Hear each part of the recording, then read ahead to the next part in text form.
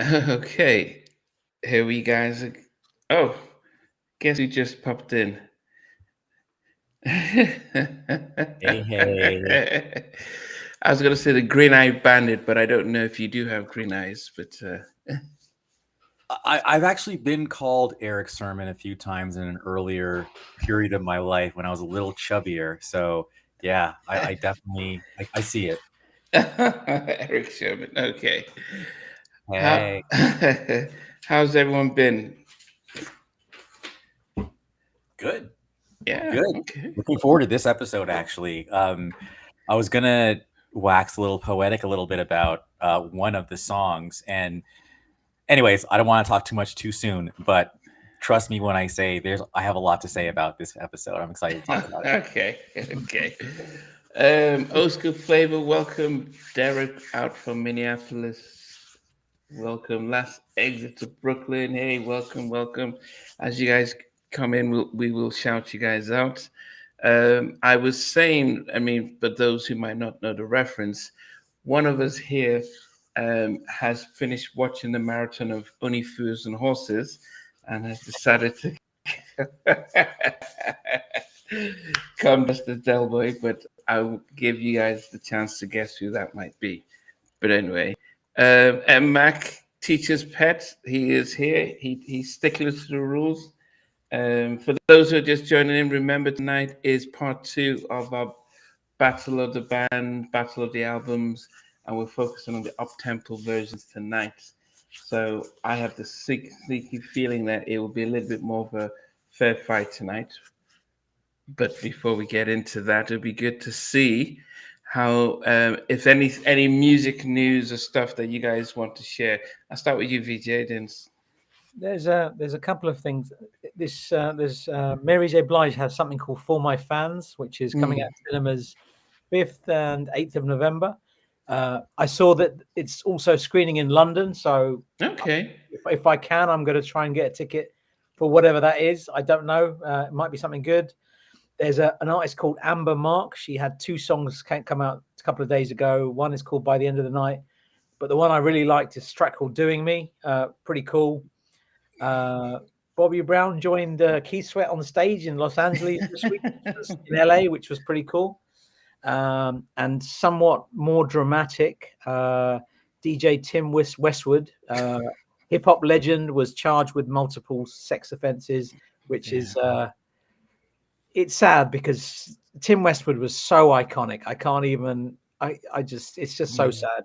And obviously, I haven't been on in a couple of weeks. So Diddy got 50 months. I don't know if we've spoken about that previously on the show. 50 months and less time served. Namdi, I think you were saying that might mean. before next Christmas, he'll be home.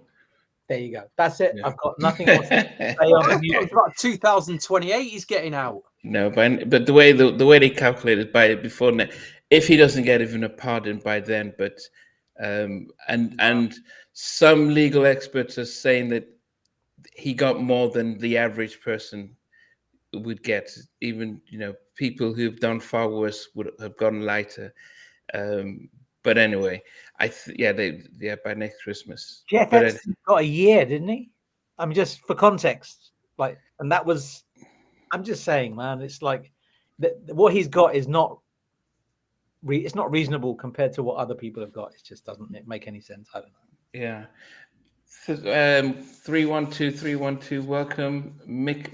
Is it Nikki Smicky? I think Boyz II Men has down. Brandon White, right? Welcome. Okay. Last exit to Brooklyn says I heard Uptown Records is returning. No, it has. It reformed almost 4 years ago as an implant of Universal, but it's more hip hop. They had this girl, Benzimo. What's it? Who's the guy who owned the Source? Yeah, Benzino. Benzino. His daughter, Corey, or something like that.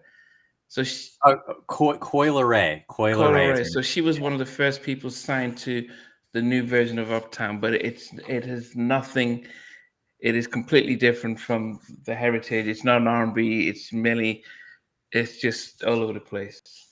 Okay, Brandon says on the Republic, yeah. Stevie, welcome. Any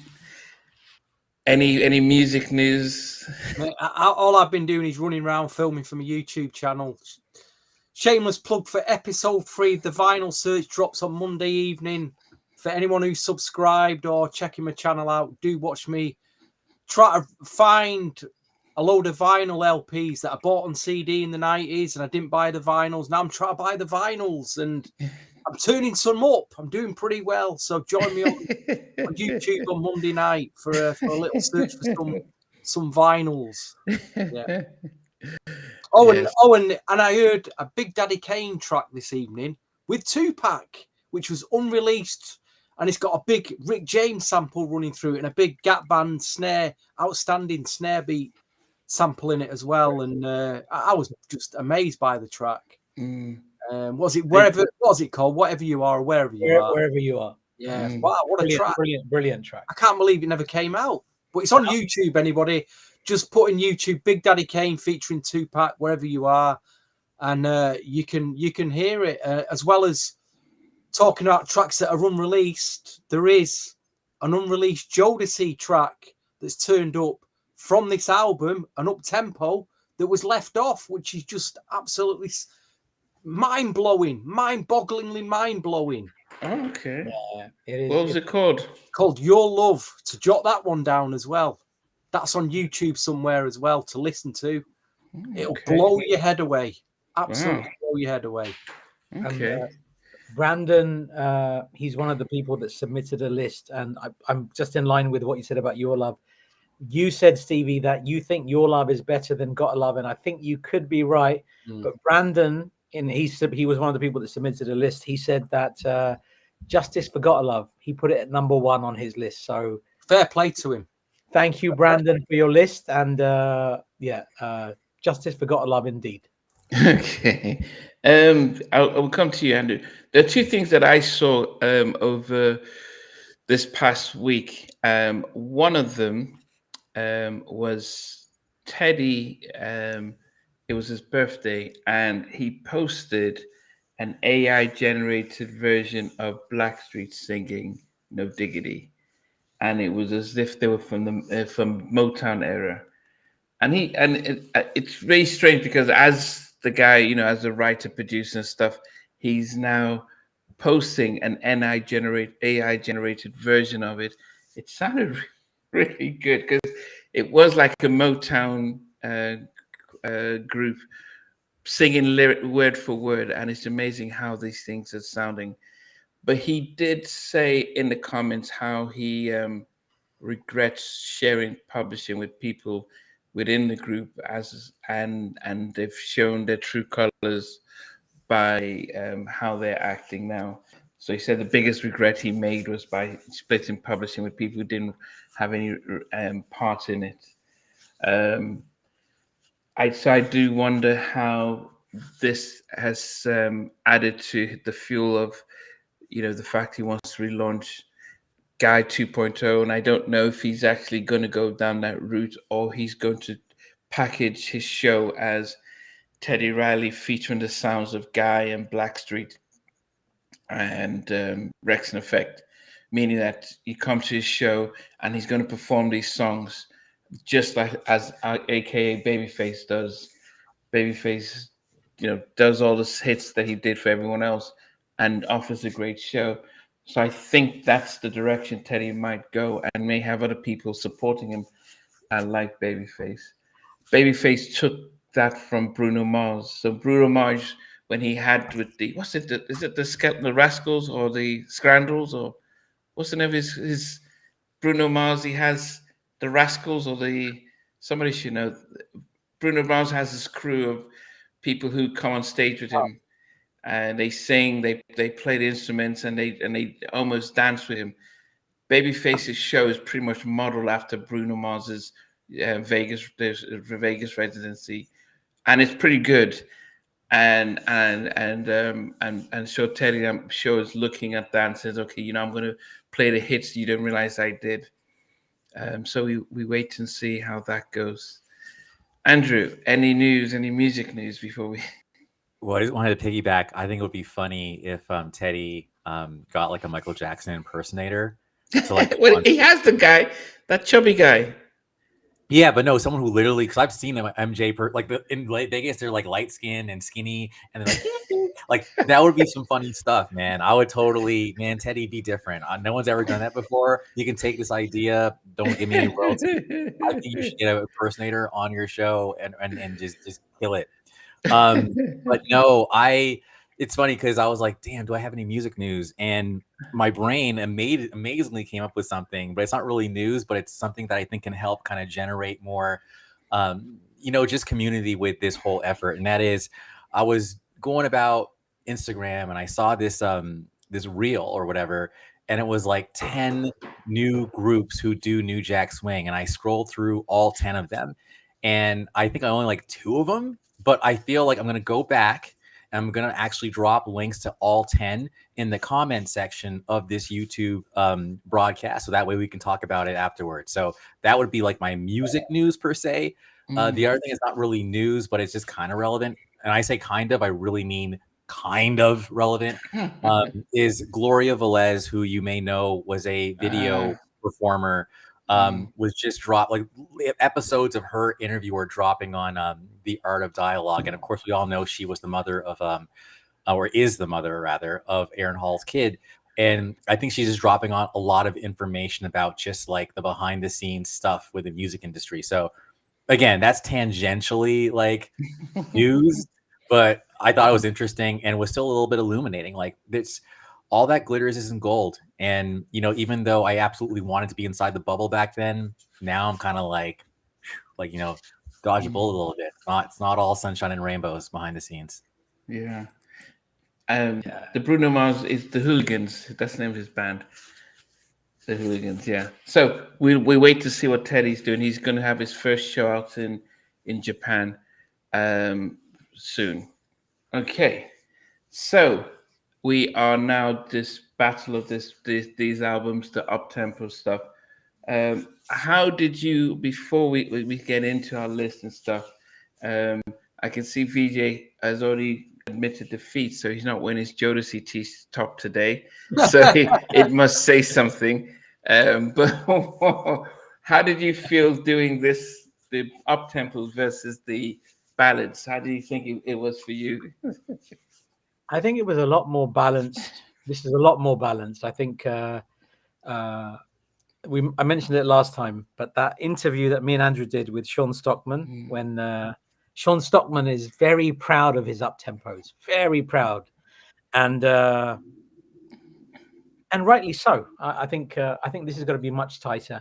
And one thing I did want to share, I came across this a few years back. I don't know if you can see that. That is called Boyz II Men, the Dance Collection. I thought I said bum. I was like, what? Wow. Did you not think it? Yeah. Okay. Okay. You're going to show us a bum. Okay. You could say that, but so the tracks on this, and this is very interesting. So a compilation with just Boyz II Men dance tracks. So it's a bit from a lot of the albums. So it's got Motownphilly, the original version, Sympin original version, Under Pressure, Thank You, Can't Let Her Go, Bounce, Shake, Move, Swing, Vibing, the New Flavor, Step On Up, Jazzy Bell, All Around the World, Beautiful Women, Little Things, Good Guy, Can't Let Her Go, Timbaland Mix, and by the Dallas Austin remix. I think that's a fantastic compilation. So what country did that come out in? This is a Japanese-only release from 2004. Fascinating piece. Why does Japan get all the... What was happening? Was there a big market? Everyone was just getting... They would do Japan-only CDs and albums and singles. I think the Japanese are just that little bit cooler than the rest of us. They just are, man. They just have the... Trina thought it looked like bum as well. Yeah. Fantastic. I mean, they have a lot of the albums. They have a bonus track or two. Yeah. Come out with these compilations, and if I will share some of the New Jack Swing compilations that have come out from Japan at some point. They are insane. Like there's one compilation I was looking at earlier today. It starts with The Real Seduction Ain't Nothing Wrong, and I've never seen that on a compilation in my life. It's just fascinating. It's officially on Atlantic New Jack Swing compilation. So that interesting. That Boyz II Men track, I remember. What a track that was. Oh gosh, Which one? I remember. Oh, I remember. Oh, dear me. which one?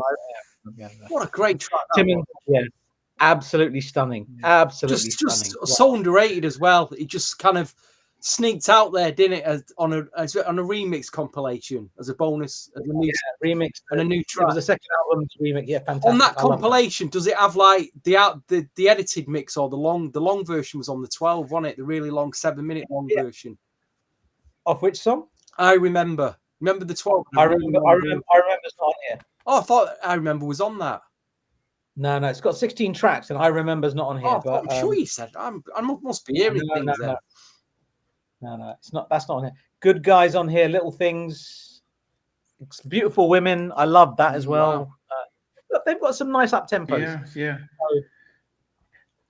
Hey, Hopeful, how are you doing? Dio's saying that I know there's an imbalance 4 songs for Boyz II Men and 6 for Jodeci, but I think it's going to be quality over quantity tonight. So we'll see how that goes. But Stevie, look at who's joined us.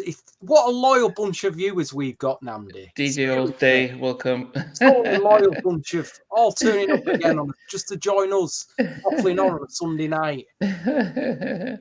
But what about you, Stevie? What did you think of the the reversal from the up tempos compared to this chart for me is all. I just don't know, mate. It's just so difficult. So okay. I'm looking at. I've done a chart. Whether it works or not, I don't know. But there's no bad tracks here. There's no real bad tracks for me on this. Okay. I really like them all. I can't fault any of them. Yeah. Okay. Exactly. They're all great. They're all very good songs. What about you, Andrew? I have very strong feelings. So number one, I'll start with this. Remixes absolutely mattered, I think, for up tempos in this time frame. And if we were looking at remixes for a lot of these songs, the arrangement would be very, very, very different. Now, going into the passion I have for a certain song called Gotta Love. This song, the first version of it was not the one in the album. And I talked about it in the last episode.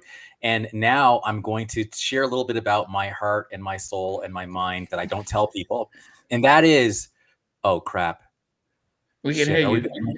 Okay, cool. Okay. All right. My computer's tripping. All right. So that is for like decades. Okay. I have always likened that version, the video version, the remix of Gotta Love to 100 Miles and Runnin' by NWA. Okay. It's literally they're oh my God, what the hell is wrong? 1 second. Let me change my What's this? The AI Andrew night we've got. It is an AI version of you. The AI version. I'll be right back, guys. 1 second. Yeah, it's fine. Over his laptop. Oh, no. He's gone. Yeah. Just before I know he's going to come back. It was interesting because I remember when I interviewed Eddie F, and he dropped the bomb about the original plans for this Jodeci album. When they came in, Albie was directed to work with them on the ballads. So if you see in the ballads, Albie shows as a co-writer and co-producer, and most of Devante pretty much wrote everything, but Albie sort of crafted it here. Let's turn it down here and do things on this side. Eddie F was meant to be spearheading the up-tempo stuff. So he was supposed to, okay, Devante's were, okay, let's produce it this way. Let's manage the songs this way. But what happened was Jodeci were meant to be under Eddie F's implant at Uptown. But because Guy left, they broke up after the Future. Andre Harrell says, yeah, no, we still need the group at Uptown because we don't have a male group anymore. And Eddie was like, but yeah, this was the promise. And he says, well, that's just how it is. And so Eddie felt he admitted he was hurt. And then he stepped back. In fact, he left Uptown to go to LaFace. But that's when he started his own stuff with Intro and Donnell and all that stuff. And he didn't do anything with Uptown anymore at that. But I say this to wonder what difference you think an Untouchables production on the Jodeci Uptempo tracks would have made, Ooh. because that he was meant to just, he was, Devante would have written all the stuff, but they would have just brought the production, they would have It would have tightened done up like the production. intro then, wouldn't it? It just would have been maybe a bit faster. It would have been different. And I think with Eddie F, I wish we could all live alternate universes, because this universe needs to be how it was. Like, you can't have like Jodeci's Forever My Lady without those up tempos. But I wish we could get an idea of what that would have sounded like. I would have loved to have heard it, but Yeah. I think what happened was supposed to happen. I think. Yeah, I do. I wonder though, because I wonder if the up tempos, because it Gotta Love didn't really hit, and it was almost like, did we make a mistake? So let's, until they bring in the ballads. But So we're still talking about it? All right, cool. Sorry about that, guys. All right, here we go. So let me finish my thought. So 100 Miles and Running, Gotta Love, very much the same, right? It's literally, I think Puffy or whoever, actually Puffy remixed it, or whoever. When they remixed it, it was like, let's be like NWA, let's have that swagger, let's have all that stuff. I only kept it in my head because I remember when I talked about New Edition, you guys said, where are the birds, right? But no, I always saw anyway. So before this show, I went and looked at the samples, because that's what the professor does. And sure enough, the bass, like the foundation sample of both Gotta Love, the remix, and Miles and Running is Give It Up, Turn It Loose by James Brown. So if you know your James Brown, that do do do do do do do like that's the sample, right? Then there's even like a Get Off Your Ass and Jam by Funkadelic. That is within 100 Miles and Running, and that sample starts the remix of Gotta Love. So basically, and the BPMs, I'm never a BPM guy, but I know I like slower than faster.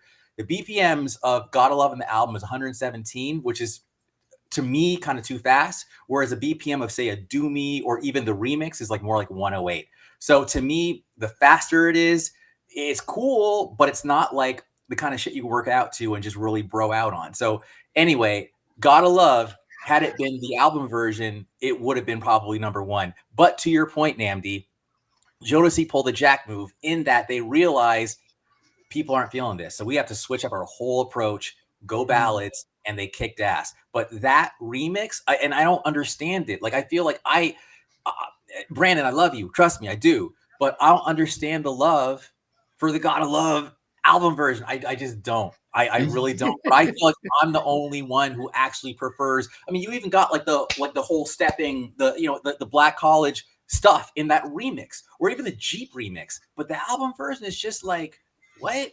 I don't get it. So anyway, that's it. My rant is over. No, but when you took your hiatus, Eddie F told me that he was supposed to handle the Uptempo productions, but when Andre decided not to let Jodeci be signed under his production company, he abandoned that, and he said it that actually those Uptempos should have been a lot more tighter. And do the Jodeci Uptempos, are they as enduring as stuff from Guy or Boyz II Men? I mean, do we remember the videos and stuff, but are they as lasting? Do people hold them as like, well, these are classics as they do the ballads? Okay, sorry, Namdi, I got to jump in. I know I'm dominating. Okay, but there is one of them I think is, and I think one of the biggest sins. I'm not giving away anything. Oh no! Oh goodness! Andrew's having a tough time. Am I back? You're back. You're back. All right, cool. One of the big sins in music history is when Jodeci came out and did Times We Share on In Living Color. That remix should have seen the light of day. And I'm saying Times We Share, in my opinion, absolutely does have lasting power. It has that I like. They even say I like in the damn song. Don't you know I like the way you move me? Anyway, that one does. So anyway, that's my answer. And Namdi, what you said about whether these uptempos were enduring, I have obviously a soft spot, so to speak, for said band.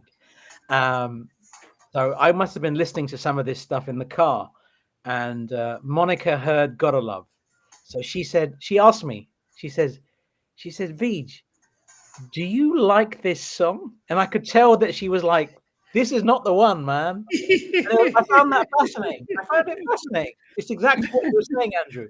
Monica was like, I don't think so. And I was like, I know what you mean, but then she wouldn't know the remix. But it was an interesting conversation. And with your point, the uptempos are not as enduring as they perhaps could have been. Yeah. Okay. So I mean, we can start off our list at number 10, and for context for me, in '91 when this album came out, I was still in Nigeria, and the songs I remember getting the songs but not seeing the album cover. So just had somebody made a tape for me and just gave me the tracks. I thought it was Guy, because I thought, oh man, they made some new tracks from the future, and so there's only one or two that really stick. I can always remember from back and then, but that Guy was so massive. So the up tempos were what really stood out. It was only when I moved to the States the following year that tracks like "Come and Talk to Me" and "For My Lady" became like, oh man, this is even better. But the up tempos. But at number 10 for me is from Jodeci, "Plaything," and I wonder if it's me. You can be my "Plaything." What? Yeah, that starts at number 10 for me. Wow. Maybe it's the context as you're telling a girl to be their plaything, but at number 10 from the album version. Okay. Just like Houdini, he's back. He's off and off. Okay. It's a he's here. Okay. What's going on, dude? Is it spotty Wi-Fi today? What's going on, man? I switched connections, so I was on one that usually works, but I've just switched to the other one. So hopefully this will be okay. Okay. All right. Good luck, man. Okay. Yeah. So Plaything's my number 10. VJ, out to you. My number 10 is Jodeci's "Treat You." Great intro. The synths are brilliant throughout, and it's those synth sounds are just fantastic on it. It's typical Devante from this era, and I really like this song. And there's not one song I don't like on this list. So great intro, but number 10, "Treat You" by Jodeci.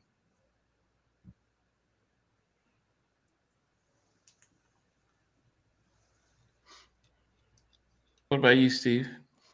Yeah, I'd agree with VJ there. It's the track that is an ode to Father MCs, "Treat You Like You Want to Be Treated."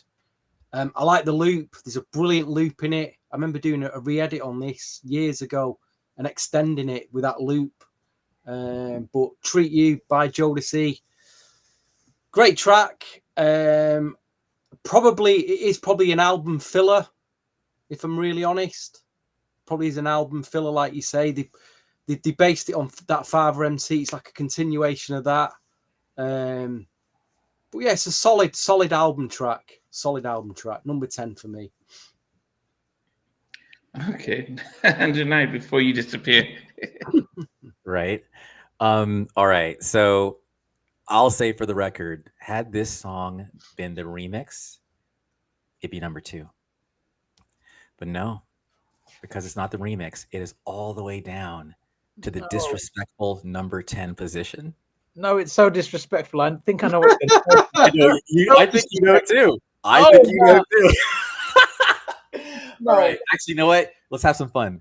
Vij, if you get it, you're my brother anyway, but if you get it, you're really my brother. What song is it?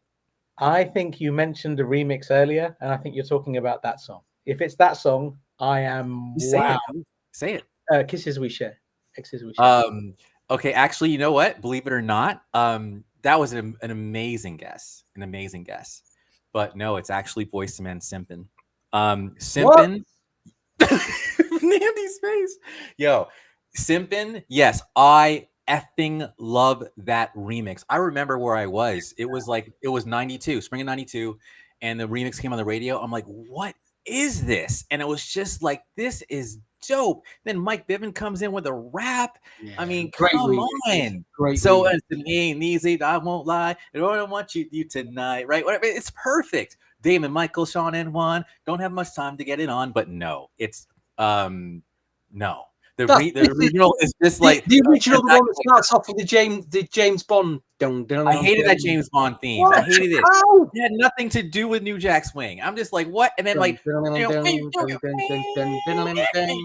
it's just stupid, man. I'm sorry. I hate that version. So anyway, wow. You said that over the years that you really dislike simping. So now I remember that you've said it over the years. You've said I really don't like that song. I've never actually let that song play if I could help it when I let the album play. Were they the first? All right. Were they the first R&B group to use the word simping in a track? They were decades ahead of everybody. I love that. That gives props for that. But anyway, I'm talking too damn much. But anyway, I love it. Would number 2, Sympin, the remix, number 2. But the album version, remixes matter, man. To me, they matter. All right. Well, goodness. Well, yeah. Okay. It's very surprising. Okay. Well, number 9 for me is I'm sure it's lucky it actually is number 9 and I'm number 10, but Gotta Love. I just I listened to it and I'm like, my goodness, how do they pick of all the songs on the album to be the first single? Now, of course, yes, the video version is completely different. You almost think, you start wondering why, but when you buy the album, you listen to it.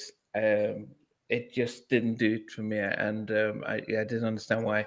They had other songs that are a lot better on Uptempo track if they wanted to come out with, but Gotta Love album version is at number 10 and number 9 for me. Yes. Okay. Ouch. Okay. Lots of moments like that. Mine number 9 has a fantastic piano solo around 2 minutes 45 seconds. It's produced by the Characters.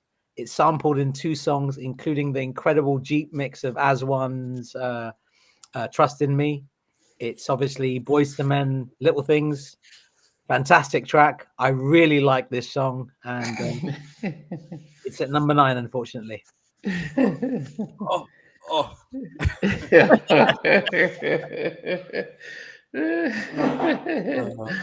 Okay.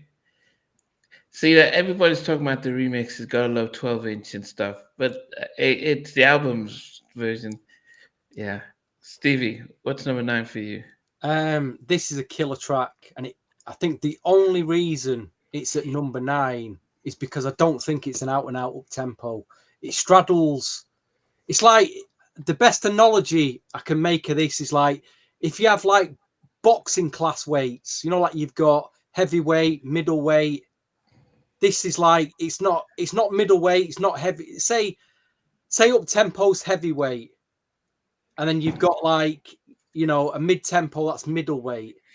I'd put this at bridgerweight. It's just below heavyweight, kind of a bridgerweight. So this track, it's not mid-tempo, it's not up-tempo, it's kind of between the two. And that's the only reason it's there. The start of it, it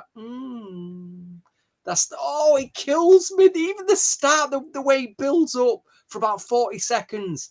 And then that snare that is produced by the Characters, VJ just mentioned it. Oh. Little Things. I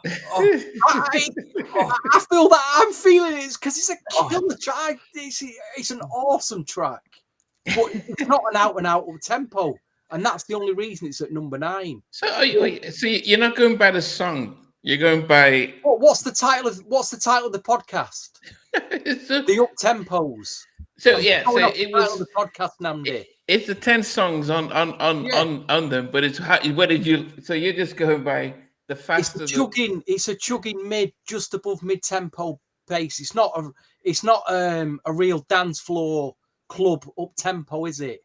I mean, these 2 words that sum up the Jodeci up tempos, and that's 2 words you'd probably hear Mike Tyson come out with: ferocious.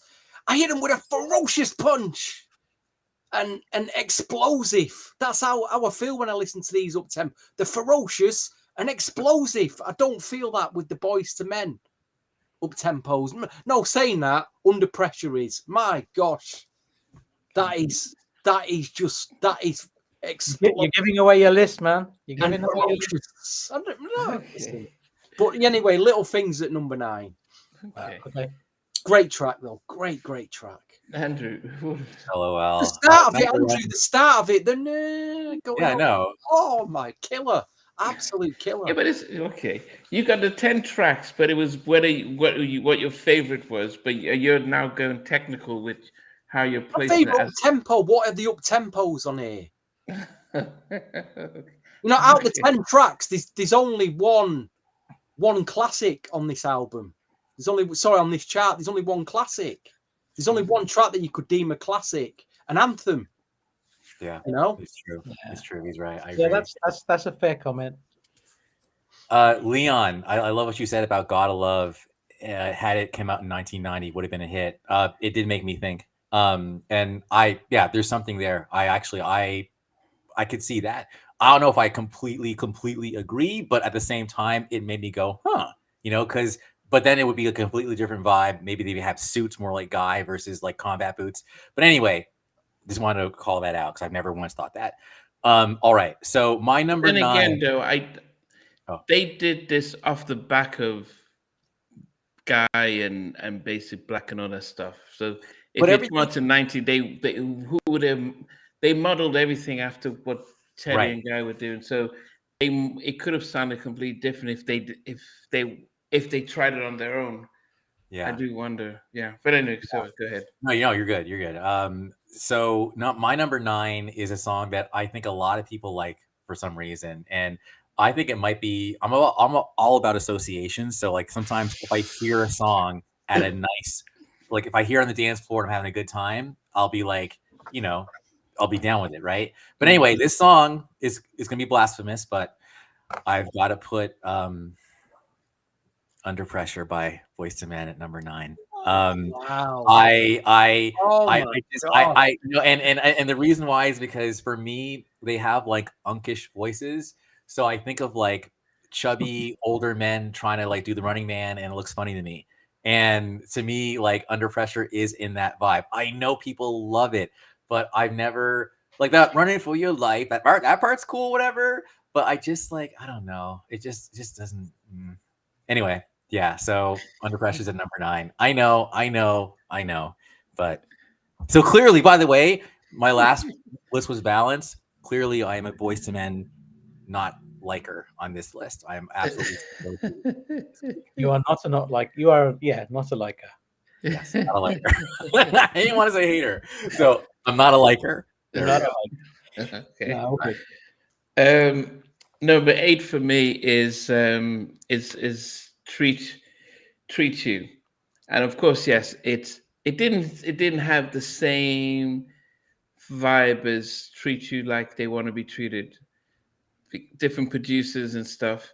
I mean, it was a nice little homage, but definitely not as good as the predecessor, which was by Father MC. But yes, that is number 8 for me. Okay, Dio agrees with that as well. Yeah. Chubby old men. VJ. My number 8 has been sampled twice. It uses 2 samples. Sorry, James Brown, Get Up Off That Thing from '76, and a very odd sample, The Grassroots, You Are the Same from 1968. Really, really, really odd sample. I agree with everything that's been said about it before, about the remix. The video mix should have been the one that was used. Obviously, what the hell? And I believe there are about 18 mixes of this. There's the 2 singles. There's 2 singles which have 6 and 6 mixes. That's 12. The LP version, there's an LP edit that takes it to 14. And there's another 4 mixes floating around here or there. Wow. This is the song. It's Jodeci, Gotta Love. Yeah. This is, oddly enough, there's 2 versions of this single. It's 2 pressings. of the promo single. One is the purple one, which has the one that came out on 12. The other one is the green one, which is super rare. And this is the very rare Canadian pressing with the green mixes on vinyl. So Namdi's thinking, you lunatic, where do you get this? What are you talking about? But yeah, that I was laughing at it was green. I thought they normally would make them orange in Canada. So which mixes are on that pressing then? Sorry, which mixes?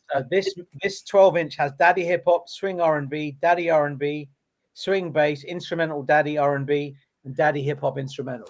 This is different from the US import 12 then.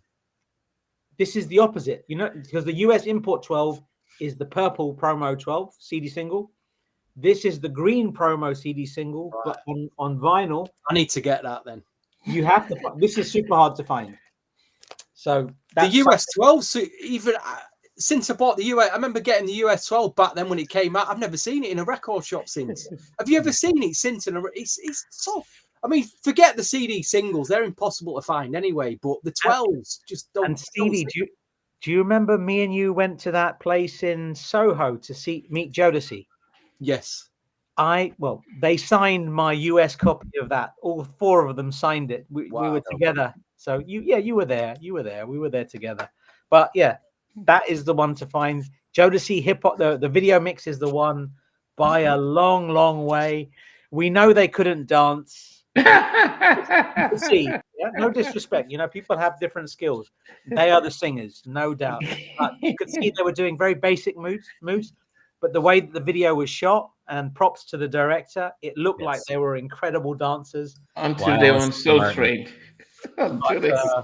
We know better. But Gotta Love is my number 8.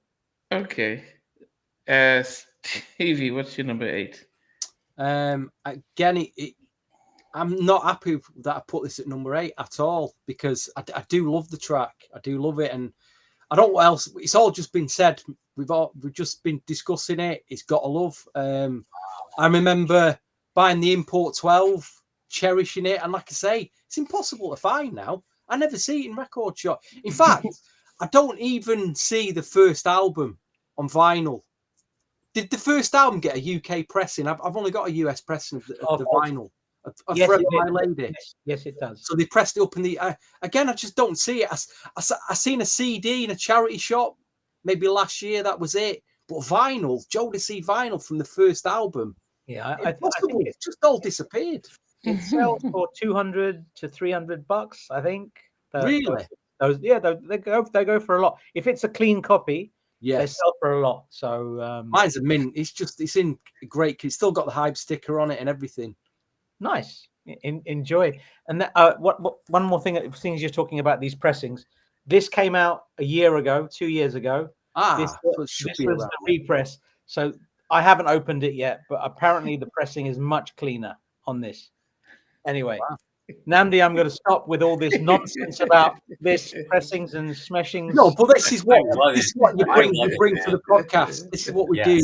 The extra bits we bring to the podcast, the collectability of these things. Yeah. Go ahead, Andrew. All right.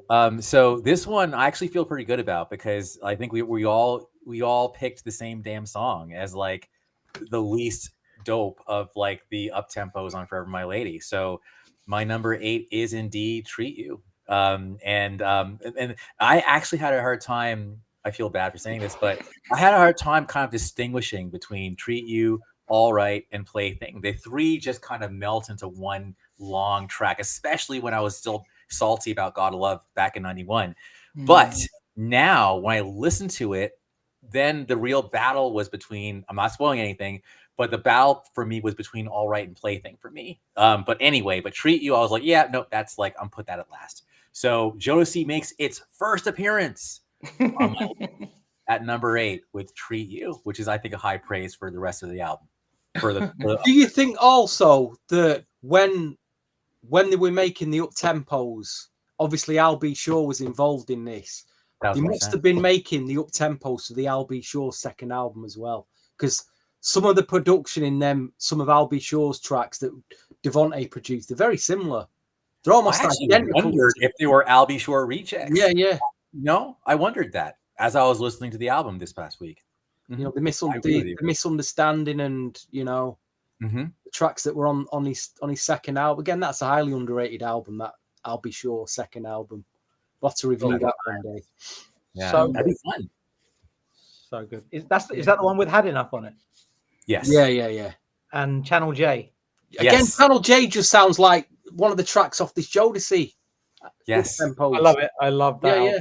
I love it. Yeah. See the Lady, and Channel J was revisited on the third album. See that See lady. the Lady is basically Channel J all over again. Yeah. It's got like a house swing bounce to it, hasn't it? The production sound. Brilliant. Yeah. And unfortunately, Carl didn't do too much on the album. Yeah. And that's a whole nother story. All right. Number 7. Mhm. I think what might be seen is, I think my bottom 4, so number 7, are all Jodeci tracks. And as Andrew says, there were 3 songs that from the Jodeci album that was distinctive to me, but there was 4 of them that just sounded like each other. That I unless I keep hearing it, I forget the titles and stuff. So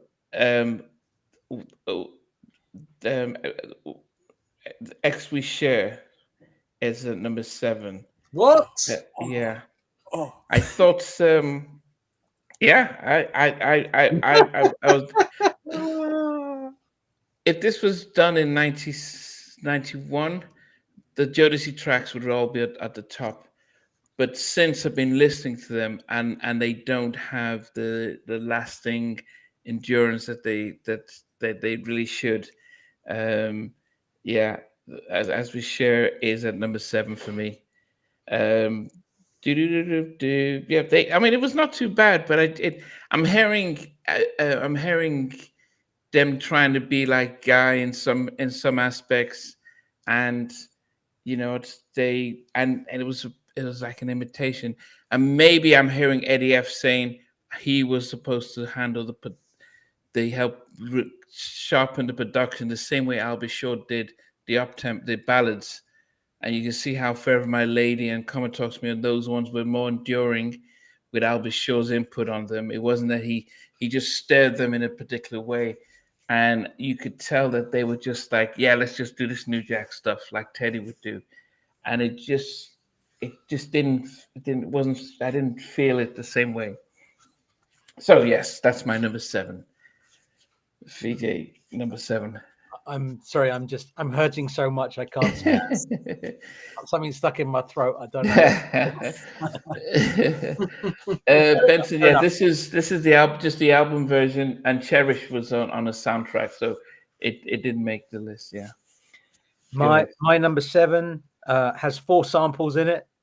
Lynn Collins' Think About It from 72, Chub Rock Treat 'Em Right from 1990, Funk Inc. Cool Is Back from 71, the incredible Kid and Play's Do This My Way from 1988. It was sampled in 8 songs, including the insanely good A Tribe Called Quest Give Me from 96.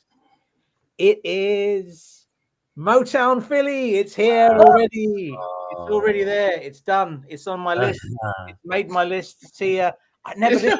There's only 10 tracks. It wasn't going to not make the list. It's like no. It's a fantastic song. It's just I've listened to it so much, man. So much. It's like, how much have we heard that song? It's like Belle Biv DeVoe, Poison. It like comes in and out of like you listen to it. Sometimes you're like, wow, this is amazing. Sometimes you think like, why are we listening to this shit right now? And you don't mean it disrespectfully. It's just like you just need a pause. So Motownphilly for me is at number 7. Okay. You thought, Namdi, you said it was going to be at my number 10. And hey, number 7 is better than number 10. I'm just saying. Blasphemy, number 7. I don't think Stevie approves. I'm just looking at his expression. Stevie's not having it. No, and Stevie, you mentioned earlier as well, you said there's only one classic track on this. And I'm not saying anything about what that song might be, but if I was going to say it, it's probable it might have been the one that I've just said at number 7. And I'm just going to move along and say, hey, Stevie, what's your number 7? Yeah, good question. the vocals, the harmonizing in this track are just incredible. Again, I'm not even happy I've got this at number 7 because it's just so good, and it's already been discussed, and it's got the big dung dung dung dung dung dung dung at the beginning of it. But Sympin has made my number 7. Again, I love this track. Why is it number 7? Yeah, I don't get that. Doesn't make any sense at all. I don't get that at all. Doesn't make any sense at all. What's that noise? Oh goodness. Okay, it's gonna be one of those nights. Go ahead, Andrew. All right. My number 7 is like, believe it or not, I think the first time I really noticed this song was way back in 2005, and I was watching a video of people dancing at an NJS free party, and I was in Chicago just watching the video, and it was, "It's all right. Tell me that you love me. Tell me that you need me." And I was just like, I never heard that song outside of just my own house, but I'm actually seeing a video with people dancing to it at a nightclub. And I'm just kind of like, okay, all right. People like play the album track and they like it. So at number 7, it's all right. And I think it's all right to be at number 7 for Jodeci. Yeah, I'll leave that at that. I'm not gonna sing as much this week because Jodeci, you know what I'm saying? Like they're heavy duty vocalists. But I'll just sing playfully. I'll do that. Anyways, all right. So Andrew, with your NJS Forever, like when you heard it, you thought it was interesting how the crowd reacted to that, right? Because they were into that. 1,000%. I was like, it gave me more respect for the song. Yeah, fair enough. Okay. My first Boyz II Men entry at number 6. I strangely enough, on their album, I thought maybe the productions by the characters were probably my least favorites, and so Little Things at number 6. Now, I would say that it's more of a track, the production and the arrangement, than the other 5 Jodeci tracks that I've listed. They just felt like they were just like, let's just do some New Jack Swing kind of stuff and put it together.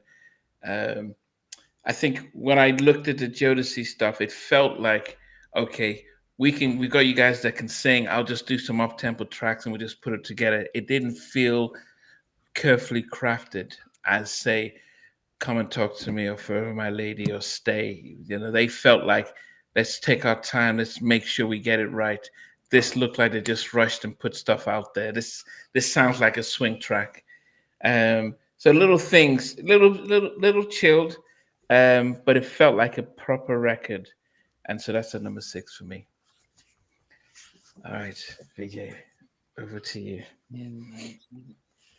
My number 6 is sampled in one song, sampled by an artist called Schrodinger. I don't know if it has anything to do with quantum mechanics, but an artist called Schrodinger. It's called Wash Over Martin from 2018. I love this song, but what was I going to say about this? I love how they start with the intro where they're talking about all of their names, and they've got their name and then something. Then they end with Devante Sexy. It's obviously Jodeci Plaything. Love it. I love this song, but I feel bad. It's so low, but then it is what it is. It's Plaything. And Nanda, you said something fascinating earlier. You said something about the lyrics. I wanted to know what you meant by that. Were the lyrics too risque? What was it? What were you saying about Plaything? Well, he's saying that you can be my plaything. Kind of relation. Yeah. I was like, okay. Let's move on. Moving along. So Plaything was my number 6. There we go. You know, this was the time of Do Me and you know, so you know, yeah. Sorry, no, not Plaything. My bad. Thank you. I was going to say. I said everything. I meant to say my phone. There you go. Yeah. My phone. Yeah. Sorry. Okay. Apologies. My eyesight. I should be wearing my glasses. So. Okay. Sorry about that. So take the fist bump back. It's my phone. There's only, cool. So my phone is at number 6 then, yeah? My phone is my number 6, yes. Right, okay. Okay. Go ahead, Stevie. Well, I'll tell you what, so far, apart from one entry, our lists are virtually the same at the moment, apart from one. But I've got Jodeci, My Phone at number 6 as well. I love the keyboard playing in this. Fantastic. Again, it did make number 4 initially, and I bumped it back to number 6. And I'm just not comfortable with it being at number 6 because I think it is a top 5 track, but it's ended up at number 6. But again, it's a brilliant track. And that was My Phone. My phone doesn't ring anymore. Yeah. Oh my God. Amount of times I'm sat on the bus on the way home and I'm like, my phone. I just want to sing it out loud, but everyone would turn around and look at me strange, wouldn't they? You normally get ladies on the bus, they're singing about the Lord. Oh Lord, and they're all singing loud. And I think, well, if they can do that why can't I sing my Jodeci songs really loud? You should do what you want, man. My phone doesn't ring anymore. They'd all turn around and go, yeah, we can see why, mate. We can see you can't sing. Yeah. Okay. Oh man. Andrew. Well, I think a couple things. I think people are going to be pleasantly surprised at this one. But I'm also pleasantly surprised because I always felt lonely about my opinions on Gotta Love. But as much as I kind of was not a fan of the album version, I have learned to appreciate what it was trying to do. So surprisingly, at number 6 is in fact the album version of Gotta Love. Wow. Surprisingly. Yeah. So like, trust me, it's still like not, you guys know how I feel about it, but compared to like the rest of the Boyz II Men tracks I talked about and Treat You and All Right, I put Gotta Love ahead of it. So there it is. I Gotta Love at number 6. Oh, okay. Okay. Yeah. That's a respectable. That's where I should have put it. I should have put it where it belongs, really, isn't it? Yeah. Number 5 for me is another Jodeci track. It's All Right. I thought it was one of the better of the New Jack tracks. It got to the top 5. Yeah, but it's and also the vocals in it as well. Yeah, but it I can't remember what guy's song. I should have written it down. Most of the times when I'm listening this felt a lot like a Guy track is for me. But at number 5, It's All Right. Yes. It's All Right. Veach, what is your number 5? Lost my voice again. I've got no words. Man, that's one of the standout with tempos on the Jodeci album. Hey. Standout. Killer. But fair enough. It is where it is. Oh, but I did want to say, I wanted to bring something up about the last podcast. I got a lot of crap for what I put at number 11. Do you remember? What do you remember? I got a lot of crap. Andrew put it at number 11. Andrew put the same song at number 11. But I was late, so they got it all on you, and then it was all yeah. It's all right. I'll take one for the team. You die for my sins. No, something like that. My number 5 is Sampled Once. It samples, got one sample, sorry. High Fives, I Just Can't Handle It, the extended 12-inch mix. Also, that was also mixed by Devante, which is interesting because I asked Teddy, because it's the only track, one of the only tracks, I believe the only track that Teddy and Devante are on together. So Teddy's credited as producing it. Devante's credited as mixing it. I asked Devante, Stevie, you were there at the time. I asked Devante and I said, that sounds a lot like you, like a lot more like you than just somebody that mixed it. And he said, nah, Teddy did most of it. Wow. And when I asked Teddy the same question, Teddy said that, what did Teddy say? Teddy just started laughing. He said, That was me, man. So Wow. I'm not gonna argue with those two. If they're both obviously saying, where he goes funk up the bass, that's Devontae, isn't it? it sounds so much like a Devontae style production as well. No, but you hear just him elements of saying that is Devontae, isn't it? That is That's Devontae. Devontae. So them Funk up the beats sound like Joe. They don't sound like Teddy beats. They sound like Jodeci beats. They sound like Devontae beats, don't they? But I think Devontae is maybe giving Teddy Riley a bit of respect there, and Teddy's just taking credit for something he already has credit for. And I think we'll leave it at that. So number 5 is the song that I said was my number 6. It's Jodeci's Plaything. That's it. But also, when I've interviewed Marcus from High Five, they never said they were in the studio with Devontae. So they were in the studio with Teddy producing it. So how, there's one thing to record the vocals, the mixing, and adding the stuff afterwards. Yeah. So yeah, if they're saying it, then Devontae might not have been there. But then, Stevie, what you're saying and what my ears are telling me, and I think Andrew as well, maybe Devontae's on that. He's on that a lot. You hear it. Heavy Devontae style production. It's just, yeah, I don't know. I wasn't there. Devontae said Teddy did more, and Teddy said he did more. So maybe that's what happened, and that's what the credits say. But my ears tell me something completely different. So maybe they're I think, to me, when I listen to it, I think obviously it's Devontae saying funk up the bit. I think the beats are his. Yeah. But I think the Teddy bits are the orchestration on it. Yes. In the background, I think that's Teddy. That is. That Teddy. sounds like Teddy to me too. Yeah. So mate, you're like me. It's a great combination between the both. Then. So good. Exactly. Does Gene Griffin give credit on that track? I don't think he did. Okay. No, he did. Oh goodness. I interviewed J-Dub. I don't know if you know J-Dub. J-Dub, if he did somebody with SWV with Puffy, and it was last night. And Oh wow, J-Dub Walker, fantastic. yes. And he said that he moves to Atlanta, and guess who comes and signs him up for a year? Mr. Gene Griffin. Wow. I always fell out, but he talks about, he still had, even after Basic Black, he still had contracts at Motown and stuff, and he had him work on some demos and stuff. But he was getting 30 grand, and he said, "Okay, here's 500 for your hard work." And the guy said, "Okay." After about a year of that, he got out of there. Says, "No, I'm moving." So J-Dub is super talented. Super yeah. $500 for a J-Dub track is taking the Mickey, man.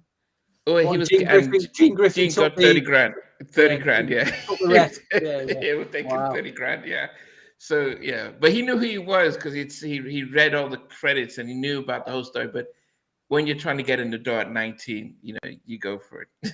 That's so interesting. That's fascinating, man. Yeah. Oh, who's next? It's Stevie, right? My number 5, there had to be a Jodeci track not a Jodeci, a Boyz II Men track in my top 5. And I've gone with the ferocious Under Pressure. Running for your life. Dun, dun, dun, dun, dun, dun, dun. Absolutely ferocious track. Yeah, number 5, easily for me. Top 5, easily. Okay. Fantastic. Incredible production on that. Incredible production. Okay.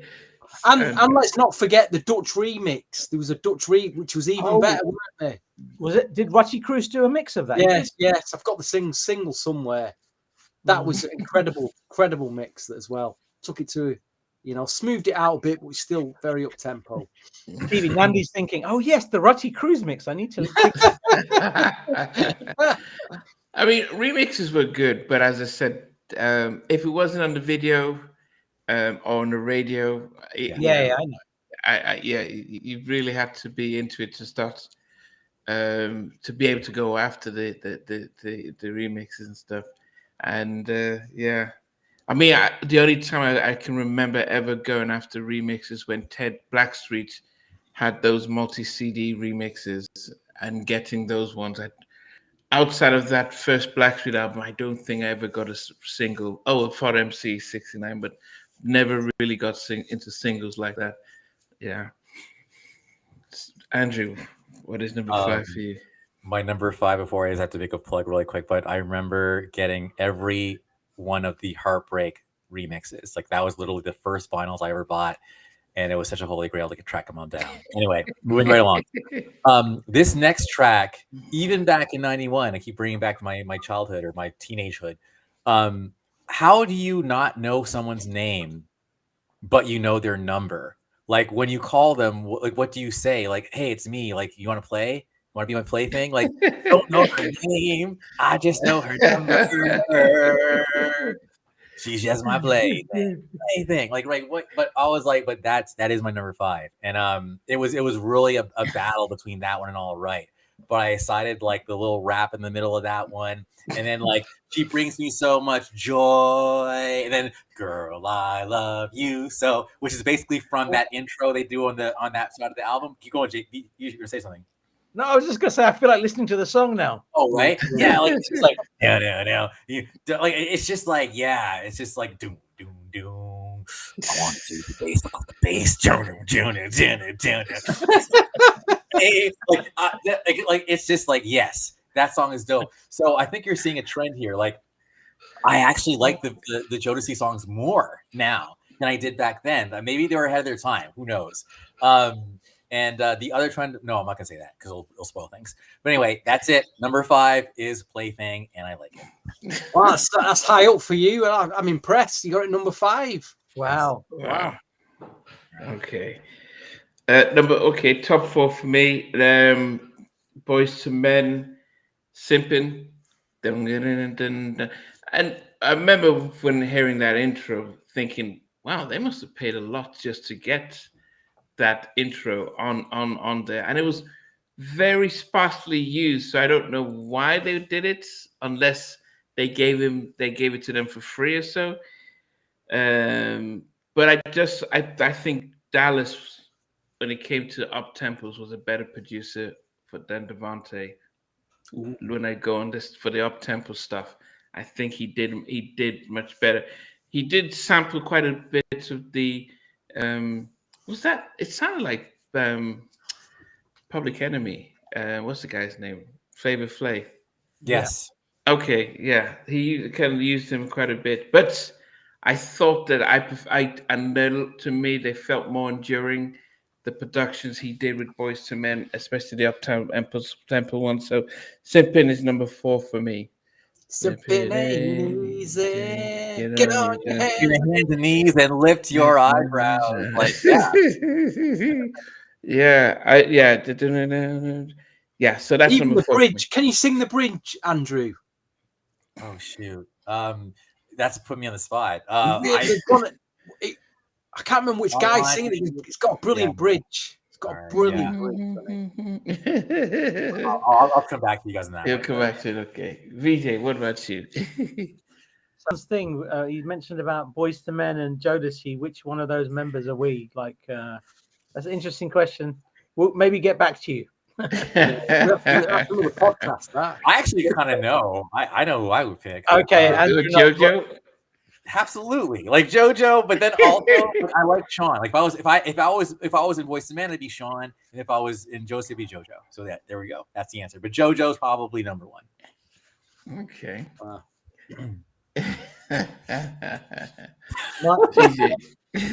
Number 4. So my number 4, it's been sampled 3 times. It makes sense that one of the executive producer of this album was Biv 10, Michael Bivins, and they on this particular song they sampled Belle Biv DeVoe's Poison from 1990. Also sampled in this was James Brown's Funky President, People It's Bad from 1974. But the one sample that stands out the most on this is Public Enemy's I Can't Do Nothing For You Man from 1990. It's interesting because Stevie mentioned an unreleased track by Jodeci called Your Love, which also samples Public Enemy. And that tells us how prominent Public Enemy were at the time. I mean, nobody talks really about Public Enemy anymore. And I think that is one of the biggest travesties, because I think Public Enemy is such an incredible group. Even though the new album came out on Friday, it was in HMV. Brand new album, vinyl. Does anybody care though? Does anybody care? Know. Vinyl album CD, new Public Enemy good? album. I don't know. I'll have a look for that. That's great. So I didn't listen to this much at the time. It's grown over the years, and listening to it this last week, oh my God. How did you describe it, Stevie? You said that it's when a song's very energetic. What did you say? It's either explosive or ferocious. Ferocious. This song is ferocious, man. Boyz II Men, Under Pressure is like a pressure cooker that just goes off, hits you in your face, man. It's so good. And yeah, that's number 4, Under Pressure. I love this song. It's so good.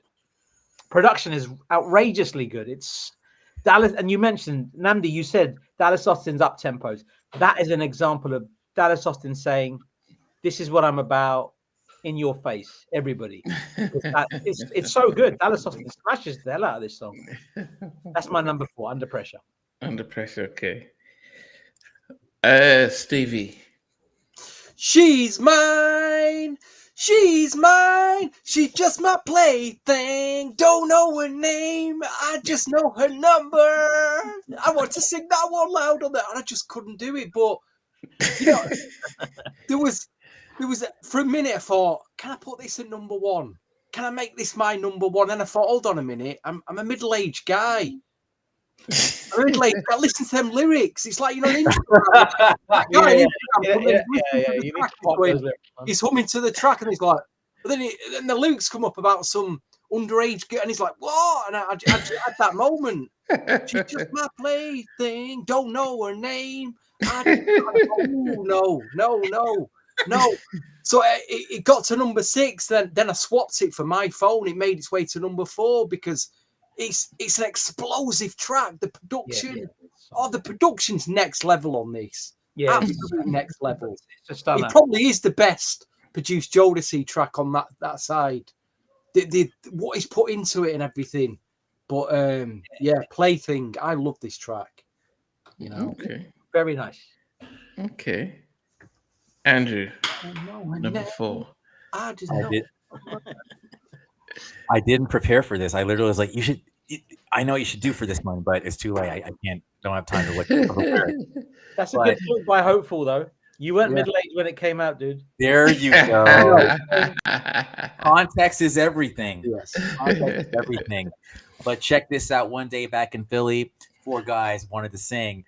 I said, blah, blah, blah. What'd you say? What you said? Hey, you know what I'm saying? And I don't know the rest of the words. But anyway, Boyz II Men, Motownphilly, you know, I do think this was a little bit of like a respectful ranking. Like, when was the last time I actually put on Motownphilly because I wanted to hear it? Like, never. Like, not never, but the song is so ubiquitous and it's just such a classic. And even when I went and saw them in the concert, of course they closed it with this song.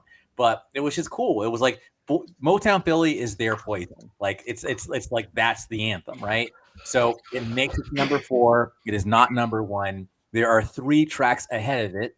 So, but I do think for me, I had to meet and check this out one day. Woo! You hear that little Doom sample in there. Like, you know, it was such an announcement. Boyz II Men came out in ~91, like out of nowhere. I mean, you got Questlove in the bathroom, or not bathroom, but he's in the back drumming. I mean, it was an anthemic song. And when you watch them dancing in that video, yes, like you see like bass a little off sometimes. But the point is, they were young, fresh, clean, and dope. And it was their announcement. So Motownphilly at number 4. I can't wait to talk about number 3, number 2, and number 1. Right. I like how you said that, because it's like you were respectful, and I like sometimes we do that. Like you want to put like a song like Motownphilly, it feels so wrong to put it like I put it at number 7. You know what I mean? Like what you've said, it makes sense. It's a big. I'm not always like that. Someone said I put Before I Let You Go by Blackspear at number 9, and they were like, they won't let me forget that. So that was respectful. So I can't be disrespectful too. So it's all good. It's all good. Yeah. So welcome to the anti Boyz II Men podcast. as these guys just decide to completely disrespect Boyz II Men. But hey, for me, number 3 is my highest place Jodeci track. The only track from the album, Uptempo track, that I always remember from the first time I heard it. And it's a track that if I was put on the spot and I had to think of a Jodeci track, this would be the only one I can really remember, and I really appreciate it. And actually, it didn't surprise me that it had co-production by Albie Shaw, so it meant that he did a little. He kind of tweaked it, which is probably why it really endured to me. And it's My Phone. Okay, Mac, you had a number 3 as well. My phone doesn't ring anymore. And I think most people will know Mr. Samayo as well has put down at number 3. Favorite up-tempo Jodeci track that they've come out with. And it's just the fact that the chorus is so enduring. This loneliness is driving me crazy. My phone doesn't ring and it's just the slow. And then you've got Casey just at the background, and you've got the dance, and I just loved it. I just thought it was this was Devante doing his thing, but I could see Albie's influence, and probably why it is my favorite up-tempo Jodeci track at number 3, My Phone. Okay. Nice. My number 3 could easily have been my number 1. Easily. It should have been a single. Somebody at the beginning of this podcast mentioned the remix that was on In Living Color. There is a CD pressing off that with all of those In Living Color remixes, edits, the performances. There is an In Living Color CD that you should probably pick up, double disc, I think. My number 3, reluctantly, is Jodeci, Kisses We Share. Times We Share. Times We Share. Kisses We Share. Yeah, I'm looking at. See, my eyesight ain't right, man. I'm still picking up tracks as it goes along. I need to be wearing my glasses, man. What am I doing? Times We Share. Oh goodness. Number 3. Great song, phenomenal song, and you all know, like a lot of the listeners will know the remix. It's on YouTube, and you should probably take a listen if you haven't. What they do to that track is just elevate it to a different planet, and I wish that was available on some kind of pressing, on a CD or a vinyl or something, because I don't understand how they could create a remix that's that good and not issue it. I don't understand it. And drop I'm Still Waiting instead. I'm sorry. Like no. I'm so angry. All right. Clearly. So you're not a fan of I'm Still Waiting, I am, but not compared to Times We Share. And I'm Still Waiting. Fair enough. At least in the US, it flopped. But Times We Share would have been, it was perfect. Anyways, sorry. Fair enough. You know what up-tempo track we haven't mentioned from Jodeci that could have been on this album, but was put on a soundtrack? Let's go. On the Strictly Business soundtrack. This one. Let's fly. Oh, what a track that was. Fantastic. Yeah. What was it called? What's the title of it again? I think it's called Let's Fly. Yeah. Oh, what a track that is. That kind of does sound similar-ish to Times We Share. It's got very similar-ish, but my number 3 is Times We Share. Wow. Rips my guts out. Out, this track.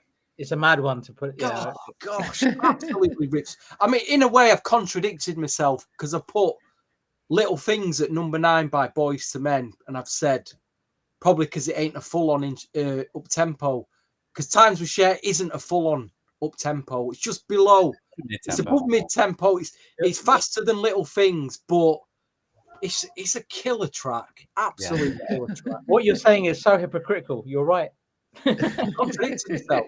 Totally. You love it. You love what you love. You put what you love higher up. You've done it. Times we share too, and gotta have you. Oh dear, what a crack. Make it last. I'll tell you what, the master is there something with the mastering of it, because I notice the level in that dips compared to the other up-tempo tracks when I'm listening to it. Maybe it's Slight not been dip. mastered properly. Yes, not been mastered Slight properly. dip in it. Let's Go Through the Motions was on Who's the Man. That's the soundtrack it was on. But yeah, for me, that Let's Go Through the Motions sounds like it could have been on the second album. I'm talking about Let's Fly, which does sound like it could have been on this album. Yeah. But Let's Go Through the Motions is an interesting track to bring up, because that was like the hybrid between those two albums. Yeah. Let's Go Through the Motions is the song that really excited me about Jodeci. If I wasn't excited already before, I heard that, I'm like, this is it. This is my group now. This is it. That was the song. That I was like, yeah. Anyway, that's a. What No, soundtrack I was it on? Who's the Man? It was Ed Lover and Oh yeah. We might as well mention Cherish while we're here, which I wasn't a big fan of, I'll be honest. Cherish. What was it on my fried green tomato? Fried green tomatoes. Yes, Yeah, fried yeah, green. It was on the European issues of Forever My Lady, right? Yeah. And that hip hop version, the 12-inch extensions, it's just not. I know. No, man. It's just a no. It might be the most commercial song they ever did. Like, it was like, you guys are like, just, it's a little poppy. Yeah. To be I mean, the vocals sound solid on it, but it's. Oh, yeah. No. Oh. There's my JoJo. All right. So, my number 3 is Mr. Dalvin. This is KC Sugar. This is JoJo Honey. Devontae Sexy. And you know I'm lonely. Whoa! Oh, sorry, guys. That was bad. Baby. I mean, come on, baby. Yo, what's up, Devontae? My phone don't ring anymore. My phone. I mean, yo, number 3. Seriously, I listened to that. And I was like, yes, I was thinking, oh yeah, that doom. Like, it actually starts a different song in a way, and then Baze, and it goes right back into my phone. Like, that should have been a single. I'm telling you, that deserved a video. Even the way they came. I remember back then, I was like, man, Devontae is conceited. Like, he's like, it's like everybody else is like normal, and then he goes, Devontae Sexy. Yeah, no, he was like, yeah. No, I'm playing. But anyway, no, I have to say, so I love that all 4 of us, like me and you, Namdi, said my phone, and then Beach and Stevie said times we share. Yo, that is like synchronicity, baby. That is synchronicity. But I just, man, my phone is dope. Like, I like it more now than I did back then. I love that song. All right. I said, wow. Yeah. For the first time I heard it back in 91, I've always loved it. So, and if I'm talking about, they're Uptempo, that's the only one that I can remember by name and stuff. Yeah. Okay. Number 2 for me, this could have been number 1, and I loved I loved how they sang in this, and I love Wanye just going all over the place on this. Under Pressure. Wow. Just the feeling is every me. I mean, goodness, I'm like, wow, this is, and as I said, my phone is as I said, my favorite up-tempo Jodeci, but Under Pressure to me was just like, no. It could have been number 1, but I just loved how the guys delivered on this. And I love the contrast in production of Dallas compared to Devontae, because, there was everyone who was trying to do Teddy and do New Jack. I didn't see Dallas doing it. I saw him using a lot more samples than, say, Devontae, but his production seemed different. On this album, while Devontae all sounded like they came out of the same crate and they just tweaked it a little bit. But Under Pressure, I'm surprised you guys had it much lower. But for me, it's at number 2. I wasn't too far off you. Number 4. I'm just. It was in my top five. It was in my top five. Number five. I was the a-hole. I had it number 5. Oh, goodness. Veej, what's your number 2? My number 2 has 6 samples in it, which is a lot for a song. It also samples Bell Biv DeVoe Poison from 1990. It samples Michael Jackson Can't Let Her Get Away from 1991. The JB's The Grunt from 1970. Funk Inc. Cool Is Back. Also samples James Brown My Thing from 1974. And Andrew Knight's favorite, John Barry and Monty Norman's James Bond theme. It is the LP version, which is not as good as the remix. But if I didn't know what the remix sounded like, this song killed it, man. Sympin was a fantastic. The LP version kills it. This is number 2, and it's a brilliant song. I was going to swear. Oh, it's a great song. LP Get version on is your great. hands and knees. The remix, different level, but that mix is solid. That James Bond intro. I was listening to that in the car as well, and Monica said, "What's with the James Bond theme?" She's very much in sync with Andrew, so I'm going to leave that alone. I don't know. She was taking the piss out of me. She said, "What are we going to expect to Inspector Gadget to come up next?" Because she knows that a lot of New Jack has Inspector Gadget, so she's like, "What the hell's going on there?" So my number 2, Sympin, great track. Stevie. When I first thought of this chart, I thought straight away, this is my number 1. My number 1. And for some reason, it's ended up at number 2. It's a Jodeci track. It's got an almighty breakdown at about 345, 350. The way the drum loops absolutely destroys me. But it's always been a favourite from back then. It's here getting played on the radio. It ended up being on a Master Cuts compilation. DJs would play it out from that because it was a loud cut. But Jodeci, it's all right. Is it number 2 for me? Respectable. That's the first thing I thought of. My number 1 is this track, but I'm killing myself at number 2. But it's probably my favourite Jodeci Uptempo track. Probably my favourite on the whole album, if I'm honest. Probably my favourite track on the whole album. We can have so much fun. Girl, I want classic, brilliant swing track. I want to do ya and check my love into ya. Come on, baby. It's all right. And the breakdown, get to them drums, man. Them drums. Oh my gosh. Quickly end the podcast so I can listen to it. Right? Oh yeah, okay. I'll be quick. No. So my number 2, believe it or not, even though I've completely been not a liker, I am going to like this one, and I'm going to like the group for this reason.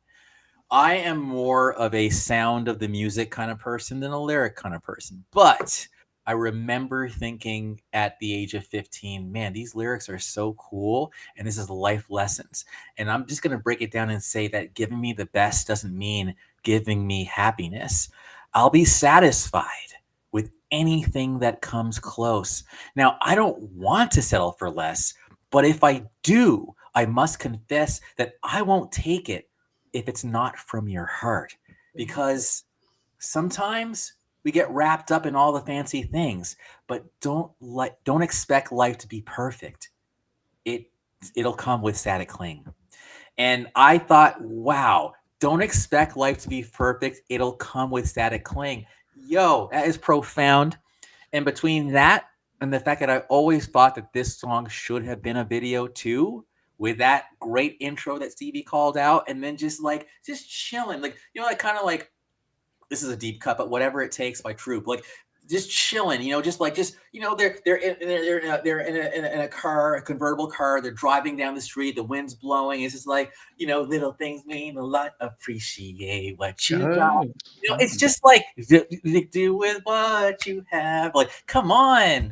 That's the one. It's number 2, and now I'm gonna spoil it. choice. It's a great my choice. my BPMs got slower as you got higher up the charts. So there you go. Now, Little Things is probably the slowest one, but it's still on the slower tip. So no surprise, number one. But anyway, Little Things is the I want to sing the bridge, but even that song is like there's certain songs I'll do, certain songs I won't do, and I won't disrespect Boyz II Men or myself trying to sing that song. But thank you for the It's a brilliant number 2. That brilliant. Amazing song. Amazing song. It's amazing.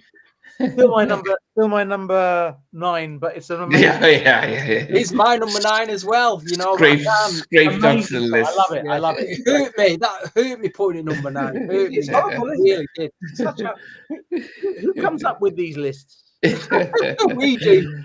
Oh, goodness. We do. Anyway, We talk to ourselves every week. let me go from my 10 to number 1. Number 10 was Plaything. She's just my plaything. Gotta Love at number 9. Treat You at number 8. The Love We Share at number 7. Oh, the Times We Share. Times We Share, yeah. Little Things at number 6. Number 5 It's All Right. Sympin at number 4. My Phone at number 3. Under Pressure at number 2. I like when Wanye comes in, because this is when we first get Wanye doing that, and then he just goes, it's like, okay, Wanye, just take it home.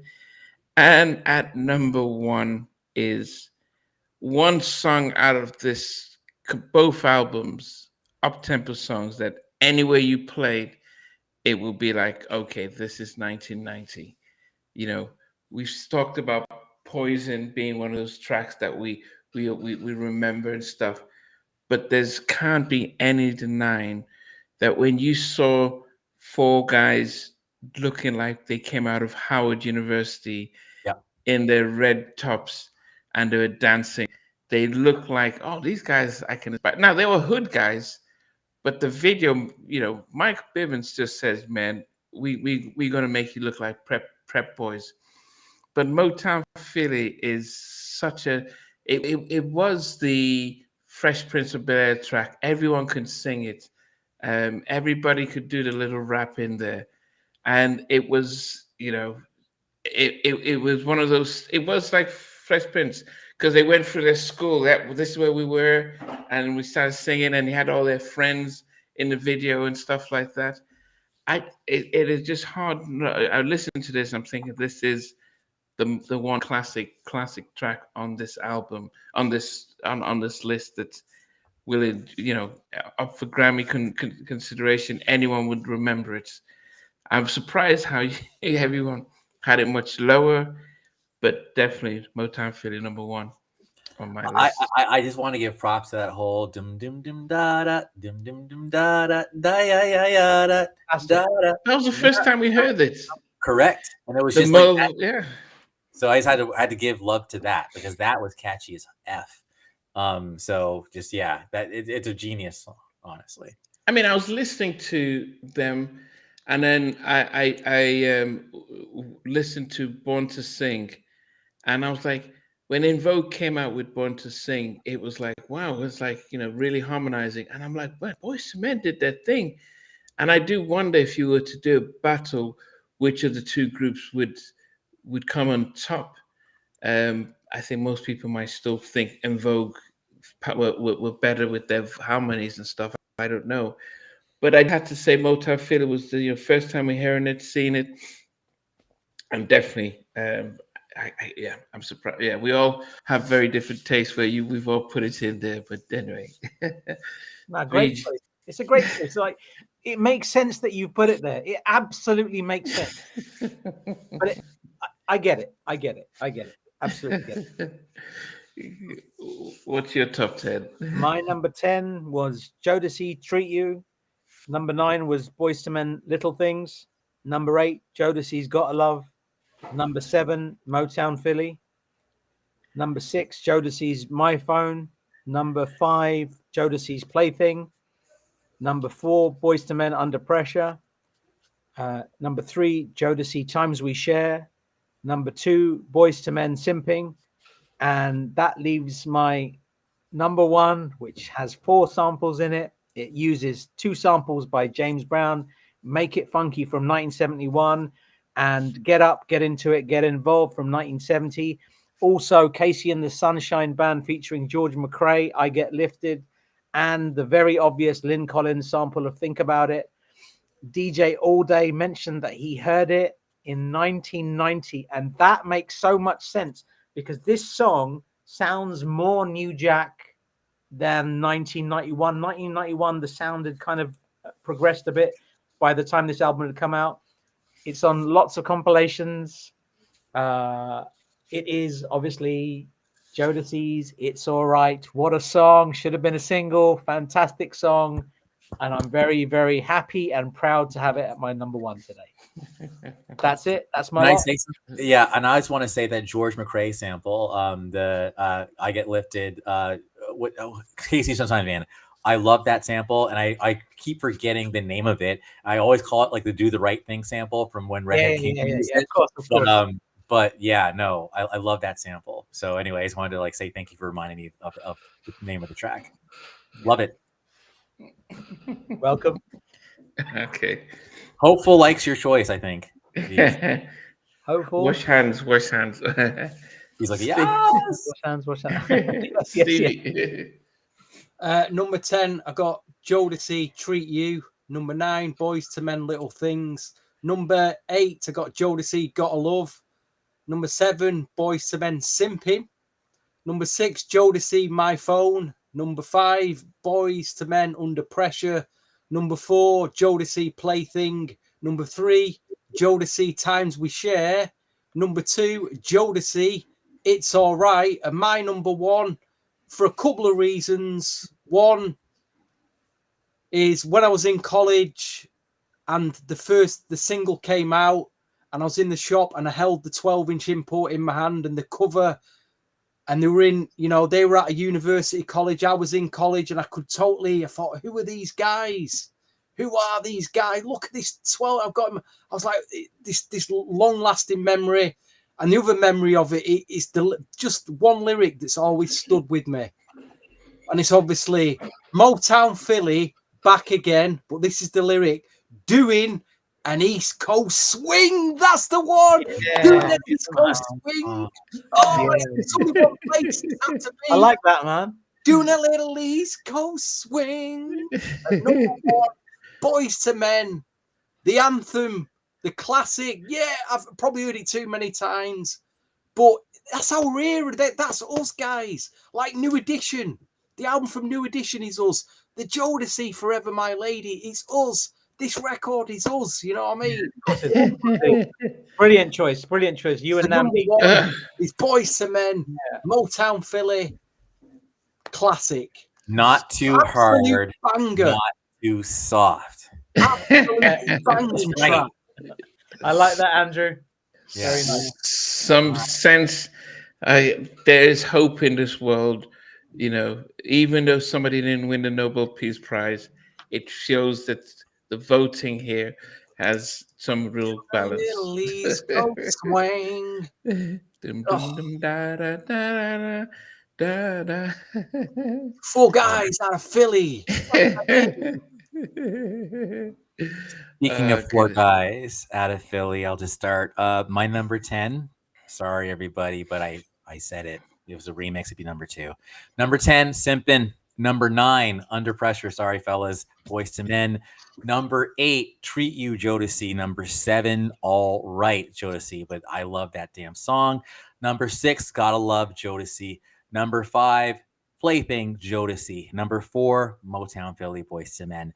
Number 3, My Phone, Jodeci. Number 2, Little Things. And number 1, because when I first heard the album, I thought 3 of the tracks all sounded sort of the same. God Love was deeply disappointing at the time, and then My Phone was good, but then this song just sounded different than anything else for me and different than anything else that was out there. And I still, even to this day, play it loud in my earphones, and I just love everything about it. And that song is Fit-it-it-do, Fit-it-it-do. Times we share together. Yeah, make it last forever. And then times we share together, make it last forever. Like the morning sun, something. I like the way you can do all the way, girl. We can do this. Keep me rising high. Our love will never die. Nothing will compare to the love we share. Take a thing, girl. Like, and then like, oh girl, I see you. I mean, I want to do you tonight. Need my Rolex lady. Is it my timing right? Like, it's just, let's make it special. And the remix, oh yeah, like JoJo comes on. Anyway, I got excited, but all right, you get the point. So it's a great choice, man. Great choice. Nice one, Andrew. Nice one. Sorry. Okay. Vijay, I think would you have a master list? I do. Just before that, I just wanted to share a couple of things. This is Jodeci's, it's a CD called Playlist Your Way. And not one Jodeci Uptempo from this album is on this list. You've got 14 tracks from the first three albums, and not one Uptempo made it on here. Get On Up makes it on here. That's about it as far as Uptempos. That's it. That's the only one. Yeah. And another thing, because it's Boyz II Men related, I had to bring this up. The East Coast family. Yes. We don't talk about these guys enough. And this was an interesting one because One for All for One, everybody was on this. Andrew's favorite. You know what's up with me and the East Coast family. That reminds me. Please listen to my demo. Please listen to my demo. And then Boyz II Men. That was brilliant. Loved it. Egress. Sorry. They were in the Motownphilly video and some Sudden Impact video. Some white guys. Yeah, Sudden Impact. White guys. Yes. What happened to them? Did they ever get a release? Did anything ever come out from them? No, I haven't seen anything. My boy Jarrell, Jay Mace, interviewed some of them. So I know that's on YouTube somewhere. But if you just look for like Jay Mace or Jarrell Mason, white guys, he did talk to them. So he did.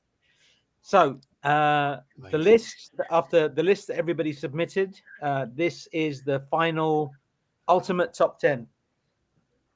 Number 10, no surprise, Jodeci, Treat You. Number 9, Andrew will hate this, so will Namdi, Little Things at number 9. Number 8, Boyz II Men, Sympin. Number 7, Jodeci, Gotta Love. Number 6, Plaything. Number 5, My Phone. Number 4, Boyz II Men, Under Pressure. My number 1 makes it to number 3, Jodeci's It's Alright. Okay. Number 2, Stevie and Namdi's choice of Motownphilly is at number 2. That means Andrew's Times We Share is at number 1. That's Andrew wins the podcast. Wait. How many people submitted to that? I think that there was a low number this time, so I think about 15 lists. So it's a small sample size. Great track though. It is a great track. It's a great choice for number 1. Motownphilly number 2. I think either of those, because I'm gutted I couldn't put Times We Share at number 1. It's where was Sympin again? Number 11. No, just kidding. Number 8. Okay, cool. All right. Okay. All right. Well, it's only one group went on to with both albums sell 3 times more copies. So I guess the wider public agreed that Boyz II Men did a better job. Yeah, probably because they're a bit more wholesome and they appeal to a more family-oriented listener base than what Jodeci went a bit more gangster, didn't they? With I don't know what that second album cover was all about. Yeah, looked like some out of what's that? The Texas Chainsaw Massacre, isn't it? With the flaps down, he's got a chainsaw coming. That was a dreadful album cover. That I'm sorry, guys, but it was. I don't think they've really done good album covers, because if you think of even the Show and After Party, I I don't think the album covers were their thing. I think this Forever My that was the best album cover. I love Indeed. Forever My Lady was a great one. This I cover- like that. Yeah. Great I do cover. like that. But the second and third one, I didn't like them at all. Even the backside. That's Great, fantastic. I want to say something really quick though. Actually, another Boyz II Men Uptempo I really loved, and I still actually listen to it all the time. I actually love All Around the World, the concert one from the 2 album. When you hear all those like London, Memphis, it's very Jamie Lewis. That's Very on the Jamie- bum CD. That's on the bum. Yeah, that's what I'm saying. I love that song, and I will absolutely. And actually, there's a part where he goes like when Wani goes, "It's all right." It goes, "Just enjoying ourselves." Oh man, right? But that when he goes deep like that, it kind of reminds me of KC. I know I'm weird. I tried to tell my brother, he's like, "Yeah, you're wrong." But no, like, and just enjoying ourselves. Come and take a flight with boys. Anyway. But I love that song. So I just want to give props to that song, and that should have been a video too. But what did we make of the 2 album compared to Diary of a Mad Band? Because did they go in different? Did Boyz II Men tap into okay, it's the end of the road really showed us that I don't think they enjoyed veering off to the adult contemporary selling 20 million copies. But I think the label pushed them that way, and I think Jodeci just stayed in their lane. But did you have an appreciation of either album over the other? Personally, I fluctuated. For me, with Jodeci, I fluctuated between Diary of a Mad Band and Forever My Lady out of those 2 albums. But I think in the last 5 years, I've settled. Forever My Lady is the one.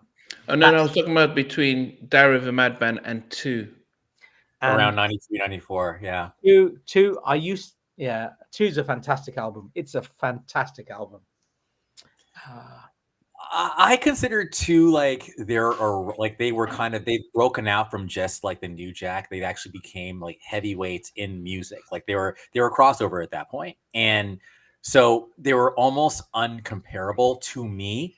I did think of 2 as an album full of hits, but wasn't like an album that I felt was really like I get sick of it pretty quickly, basically, whereas I think this the Jodeci album was more of like a underground.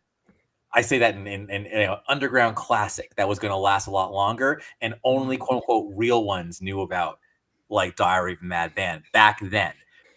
So yeah, but I considered the 2 album more bubblegum, and while I liked Water Runs Dry and all those songs, and I loved the Khalil thing and everything, but I could give it like 3 or 4 listens, and then man, you heard I Make Love to You and On Bended Knee so much. Like, you could not escape those songs. So anyway, I'm talking too damn much again. No, you're not. Just... Okay. But yeah, I just bubblegum substance, and I'm not saying it didn't have substance. It did, but like it's just, yeah. I think Jodeci's album is more timeless. Yeah, maybe that's the answer. Because even more timeless, whereas Boyz II Men is a time capsule. It's really capturing an era. Mm-hmm. They both capture eras, but yeah, you know what I'm saying. And DJ All Day mentioned the remix album. Like 2 was so good that they had a remix album for it. And how good was that remix album? They were mad about that though. Remember? Were they? Yes. Why? I think that's actually because they felt like they're being oversaturated. But that Boyz II Men, the I'll Make Love to You remix was amazing on that album. But no, I remember it came out right after 2. I think it came out in '95, and it was like they didn't know it was coming out. It was like it just came out, and Nathan, I remember seeing him like on an interview, like, we never like signed off on this, And I think it did cause some strife between them and Motown. But no, it was dope. You know what? Sometimes it reminds me of like when Johnny Gill can't pick his own damn singles. It's like, dude, let the company do what it does. Like, okay, like get out of your own way, because you had like Hey Lover had just come out with LL Cool J, and you did One Sweet Day, like right. Like, you guys were on fire. Let Motown do what they were doing. Yeah, Boyz II Men were a different level. Andre, okay, that makes sense now. Okay. Yeah, Stevie. The only thing I remember from 2 was Vibing. That's the only track I seem to play over and over again. I need to figure it out. I prefer the Eddie F remix, the Untouchable remix. What about the Dallas Austin mix of that? Yeah, that's nice. That is nice. But like I say, I haven't played it for years. That album. I played the Diary of a Madman a lot more. You know. Yeah. Namdi, can we ask you the same question? What are your thoughts? I think I can still remember '93 when Diary of a Madman came out with "Cry for You," and I was like, okay, this is on another level.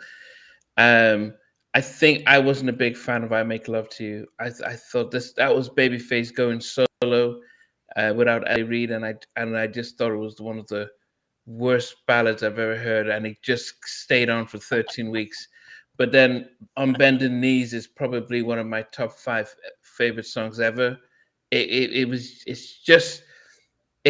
gets me emotional when that's one of the best songs that I've ever got from Boyz II Men. So I thought there was a balance, but like the rest of you, I probably thought it was a nice album, but I think Diary of the Madman, even though there's probably 6 songs I prefer on Diary of the Madman, but I think those 6 songs are stronger than the other Boyz II Men ones.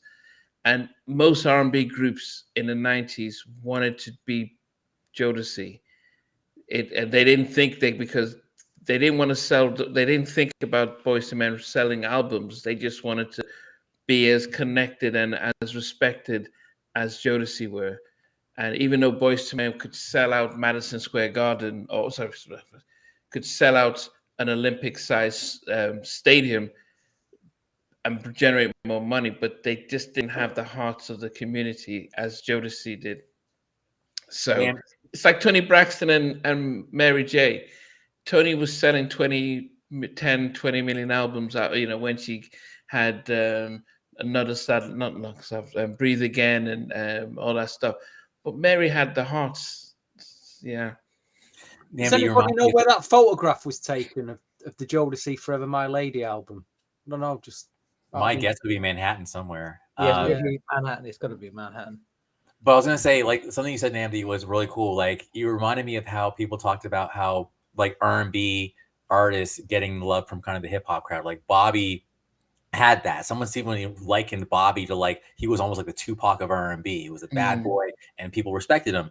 And I think about that '94 Source Awards, and Jodeci, like, presented at that awards. I remember, like, literally they come out, and then all of a sudden, like, just Casey just comes on the mic, goes, "Every freaking night," like that. The crowd loses it. And I'm just like, I love that. Like, Jodeci just had that respect. And if Boyz II Men had come out on stage and they'd be like, "I'll make love to you," like it would have been a disaster. So anyway, I just wanted to say, you reminded me of that. Jodeci had that respect. You're right. If you were in a group, you wanted to be Jodeci level as far as, like, the status of the respect. So yeah. I mean, look at they align with Death Row. They Boyz II Men. But as I said, you listen to Boyz II Men. They were hood kids, and they didn't like the fact that they were being pushed in this direction. But it's the music business, and I think that's. I think the guys from Jodeci would have loved to get those checks from Boyz II Men, and still kept them if they knew how to. But it's just the industry and stuff. But it's great music either way, and I think what we appreciate is the fact that we're celebrating these groups and these albums as opposed to picking one or the other. Absolutely, yes. And they were the best. They were the best of the best. Like, it was just like. Everybody else it was Boyz II Men and Jodeci, and then everybody else. That's what it was at that time. It was who's your favorite group? Nobody said any other group. It was just those two. Yeah. Okay. What are the two groups? If we could pit up 2 of the groups together? Who could we pit? Guy and Blackstreet. Ooh. No, I'm talking about the same period, same time their albums released, same year that their albums released in.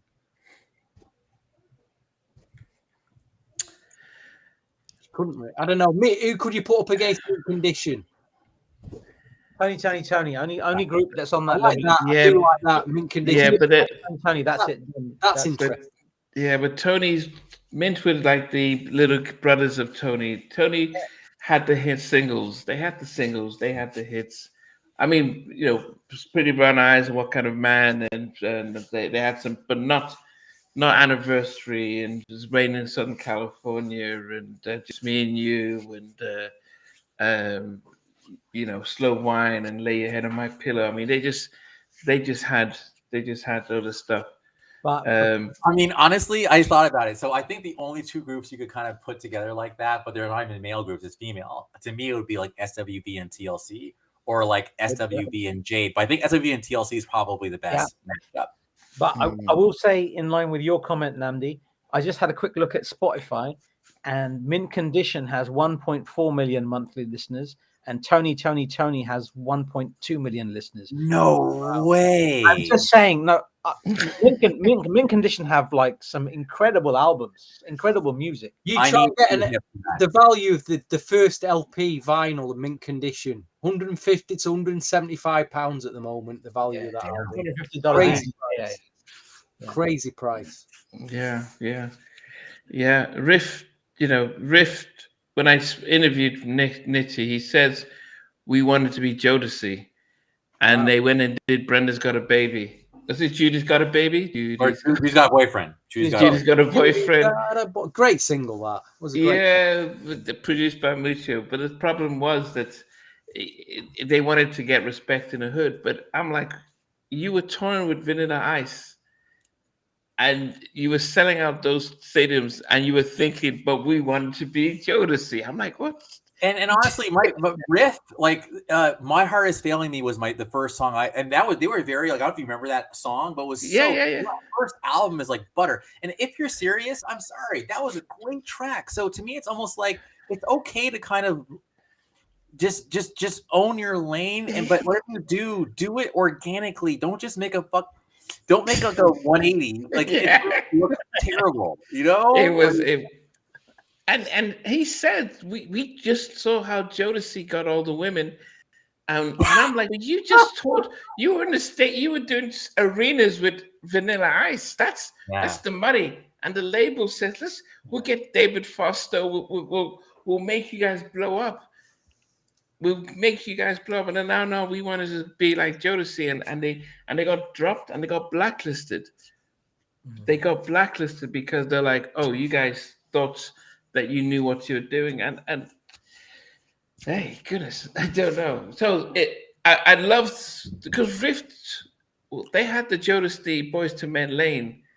They had the Boyz II Men / Troop / High Five lane, and they had multiple vocalists. Like every time I heard Beats was a different lead singer. He was like more of a lighter voice. Like what was that group called who did I Swear? Oh, All for One. I mean, you think that track alone was bigger than anything Jodeci have done commercially. I swear. That song was ruined by that movie. They had a track bigger than anything Jodeci have done. It's getting late now, guys. Yeah, it is. I agree. I'm joking. I'm just taking a mic. I was just taking a mic. It's all good. Carry on. No, but if Namdi, if people have suggestions, they should put it in the comments. If there's something that jumps out at us, we can have a look, maybe. Yeah. I mean, Silk is good. There was some good ones about Blackstreet and Drew Hill, Silk. I don't know if Silk and Drew Hill, the Jodeci imposters. But actually, I don't. That would be interesting though, because I think 112 had the hits. I like that one. That's a good one. That's a good one. Jagged Edge. Or even 112 versus Drew Hill. I remember when I was in college, like 112 versus Drew Hill. I think 112 with Drew Hill, because I think there's just Drew Hill had enough hits. Jesus, I'd have to get my sleeping bag out for that one. I tell you, it does. Yeah, I think. Yeah, me. Oh, you could do Blackstreet and get Blackstreet in there because, but yeah, I mean, we would look into that. We will look into that, guys. So we will look into that. But as always, on Wednesday we're live with Free from N Touch, He's good. He's Nice. He's joining us Oh, live that's on fantastic. Wednesday. That's going to be amazing. Yes. So yes. Can't stop smiling. Yes. I think so. Look out for that. So yeah, but we will look and see what the next thing is, and we'll put some dates out there as well. I'll tell you, DM me was out the blue was Eric McCain's daughter, saying that's my dad in the picture. I'm like, which one? You mean Free or Eric? She went, no, Eric. And I went, how is he? We've not heard from him for years. He's doing good. Okay. Eric McCain did some amazing stuff he did with Romeo and. Do you remember Romeo and? Oh my gosh. How good was that? Oh my God, that was amazing. I think he wants to stay. I think though he's not on social media. I think he wants to stay in the background. You know what I mean? Whereas Free, he's a bit like Damien Hall. He tried to keep the N-Touch brand going. Okay. You know, that's what I mean by he's trying to keep the brand going. He's still making music. Okay. Well, guys, yes. There's another stuff. I mean, I did bring out the thought of if you had a Bobby Brown, Don't Be Cruel, and Any Heartbreak combo, who would have had the highest songs? And especially for you, Knight, who's a massive New Edition fan. I mean, if you had to pick Bobby's Don't Be Cruel, is it Don't Be Cruel? Yeah. My prerogative. Don't Be Cruel. Yeah, Don't Be Cruel. Yeah. Yeah. And then Any Heartbreak and try to do a top 12. Would that be hard for you? I mean, it wouldn't. I mean, these things are a little bit. I mean, I'm pretty decisive actually, but I would just be like explaining the blasphemous decision. That's the hard part. It could be fun. It could be fun. I know who I know who would come out top there, but I want to give a shout out to my cousin who stole my Bobby Brown official "Don't Be Cruel" T-shirt back in the day. I know you stole it, mate. And yeah, Bobby Brown would be number one for me. I hope my cousin sees this. I hope he sees it. I'm sure. Oh my God! And again, the remixes would absolutely play. Because for example, Every Little Step, the video remix or the remix versus the album version for me all damn day. Like I can barely tolerate the album version of Every Little Step. I can't think too straight. It must no, dude. It's got to be Everybody Got to Know What's Going Down. Like it's got to be that one. That it has to be that version. So it would be fun. Yeah. Stevie, you'd like that one, the one that Dayo's recommended, Solo versus A Few Good Men. That's a deep one. That's a deep dive one. Yeah, that'll never happen, but that would be a great one. yeah. Nobody's never signing off on that. He's like, what? Solo? Oh, goodness. What are you talking about? Oh, goodness, Edwin. It is. I didn't realize the time. We've done. It's just 2 hours, but yeah, it is late. So, we will we'll converge, and we will let you guys know what we're going to be doing. But it's always great seeing you guys, and thanks, as Stevie said, for joining us Sundays as we do this stuff. We don't do it without you guys. So catch you till next time, guys. Peace. See ya. Hey guys, thanks for watching. Thanks for being a part of Halftime Chat. Please remember to subscribe, share, and comment. But most importantly, why don't you become a member of Halftime Chat? We've got amazing videos, amazing perks, and being able to support the channel. But anyway, thanks for watching. Take care. I never participated in that kind of And somewhere in between us for even loving us, on which I did miss you. What was it like growing up? she's still making an impact on 4 houses down. I have a couple pieces. Trying to get this one and that one. That works for you, but just for me, No. Okay, They don't understand what